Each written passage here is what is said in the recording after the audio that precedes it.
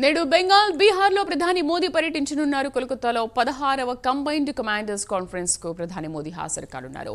బీహార్లోని పూర్నియా జిల్లాకు ప్రధాని మోదీ వెళ్లనున్నారు. 36,000 కోట్ల రూపాయలతో అభివృద్ధి ప్రాజెక్టులకు మోదీ ప్రారంభం చేయనున్నారు. మరిన్ని వివరాలు మా నేషనల్ బ్యూరో చీఫ్ కళ అందిస్తారు. కళ శ్రీదేవి, దాదాపు ఏదైతే బీహార్ పర్యటన అనుకోవచ్చు, కోల్కతా పర్యటనకు ప్రధాని నరేంద్ర మోదీ దాదాపు 2 రోజుల ఈశాన్య రాష్ట్రాల పర్యటన జరుగుతుంది. మరొక వైపు ఈ రోజు బీహార్ పర్యటన చాలా ముఖ్యమైనటువంటి అంశం అని చెప్పవచ్చు. దాదాపు బీహార్ ఎలక్షన్స్ ఒకవైపు అంటే దగ్గరలో ఉన్న నేపథ్యంలో ఈ పర్యటన చాలా కీలకమని చెప్పవచ్చు. ఇది ఎన్నికల శంఖారావు అంటే ఎన్నికల ఏదైతే రంగానికి మాత్రం ఒక శంఖారావం లాంటి ఒక సభ అని కూడా చెప్పవచ్చు.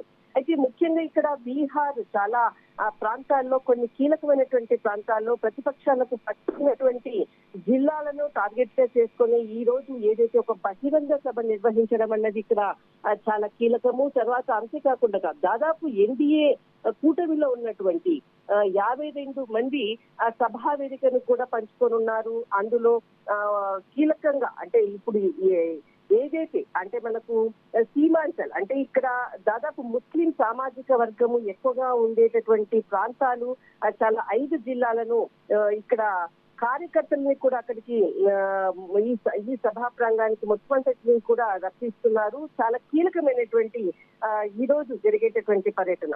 మరొక వైపు ఏదైతే బీహార్ లో వెనుకబడినటువంటి ప్రాంతాల్లో రైల్వే కనెక్టివిటీ అనుకోవచ్చు, తర్వాత మఖానా బోర్డు అంటే జాతీయ ఉత్పత్తిలో దాదాపు 90% పైగా కూడా లాభాల పంట పండించేటటువంటి మఖానా బోర్డుని ఏర్పాటు చేయడము, తర్వాత ఇక్కడ వందే భారత్ కి సంబంధించినటువంటి రైలు కనెక్టివిటీని దాదాపు 4 రైలు కనెక్టివిటీని కూడా ఇక్కడ ఈ రోజు ప్రారంభోత్సవం చేయబోతున్నారు.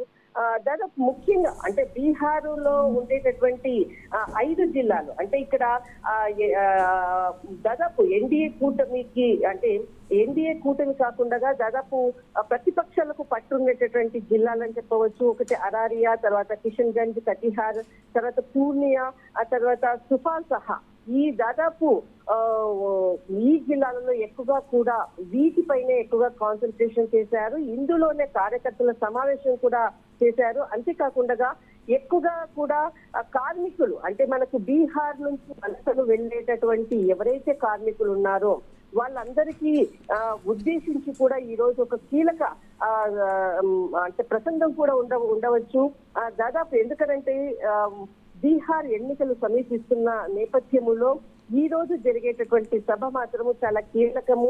దాదాపు ఇక్కడ అభివృద్ధి దిశ అన్నది ఒకటి, తర్వాత ఒకటి ఎన్నికలను దృష్టిలో పెట్టుకునే ఈ రోజు ఏదైనా సమావేశంలో ప్రసంగించే అంశాలు కూడా చాలా కీలకం. దాదాపు 6,580 కోట్ల విలువైనటువంటి రైల్వే ప్రాజెక్టు, తర్వాత 45,000 కోట్ల విలువైనటువంటి స్థానిక ప్రాజెక్టులకు ఈ రోజు ప్రధాని నరేంద్ర మోదీ శంకుస్థాపన చేయనున్నారు. అయితే ఇక్కడ మనకు ముఖ్యంగా జోగ్బాని పాట్నా నుండి వందే భారత్ ఎక్స్ప్రెస్ రైలుని కూడా ప్రధాని జెండా ఊపి ప్రారంభిస్తున్నారు. తర్వాత గుల్బాగ్ 0 మైల్ సమీపంలోని పీషాభారి వద్ద చాలా పెద్ద భారీ బహిరంగ సభను కూడా ఏర్పాటు చేస్తున్నారు. ఈ సభలో దాదాపు 5 లక్షల మంది కూడా అంటే పార్టిసిపేట్ చేసేటటువంటి అవకాశం ఉంది.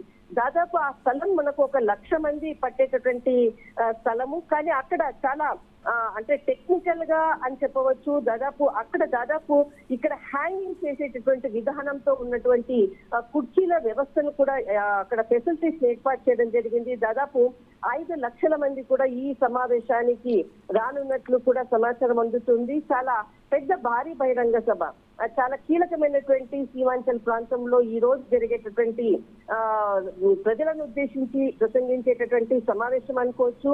అభివృద్ధి దిశగా బీహార్ లో ఉన్నటువంటి వెనుకబాటుతనానికి మరి ముందుకు తీసుకెళ్తామన్నటువంటి అంటే అభివృద్ధి ధ్యేయంగా కూడా ఇప్పుడు ఎన్డీఏ కూటమి పనిచేస్తుందన్నటువంటి ఒక సందేశాన్ని ఇవ్వడం కూడా ఇక్కడ చాలా కీలకము. మొత్తం మీద మాత్రం ఈ రోజు పూర్నియా ఏదైతే విమానాశ్రయాన్ని ప్రారంభోత్సవంతో పాటు పలు ప్రాజెక్టులకు సంబంధించినటువంటి ప్రారంభోత్సవాలు మాత్రం చాలా కీలకం కానున్నది. ప్రధాని నరేంద్ర మోదీ ఇచ్చేటటువంటి స్పీచ్ కూడా చాలా కీలకం కానున్నది. రైట్ కళ, thank you for the updates.